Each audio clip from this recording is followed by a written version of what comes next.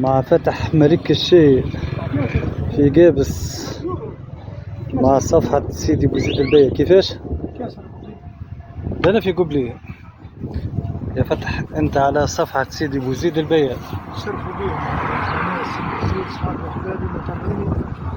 كنت مدة سنتين عديت في ليبيا واختصرت في إدارة ليبيا، تبعوا فيا بارك الله فيهم من كل كامل الجمهورية. عملت مارشة مشي على قدام حتى اللي درنا كرموا شهداء ونرحموا عليهم.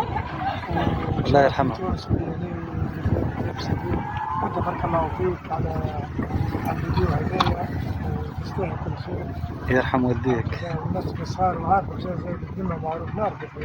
جينا بالذمة القابس وليك أنت. والله جايين بالذمة باش نشربوا كاس تي ونجوا بحذاك. عايشك. أنت عليبي هذا. عندك الحاجة كان الحاجة تذكر في رحمة، كان ربي كان حي ربي توفى منها، كان عندك شكرا. يرحم والديك. هذا كادو من عند ملك الشاي في قابس. يرحم والديك. مبدئيا نعملهم من غير سكر، بعدهم تو يزيدوا من غير سكر. ايوه هذه القهوة، هذه قهوة قابس، القهوة العربية في قابس. نحن في قابس في الكورنيش، أحلى قابس وأحلى كورنيش وأحلى تي.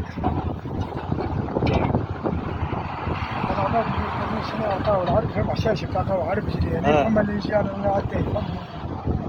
ثم شكون يجي على التي؟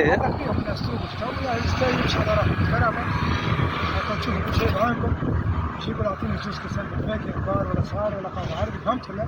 فهمتك. ما شاء الله.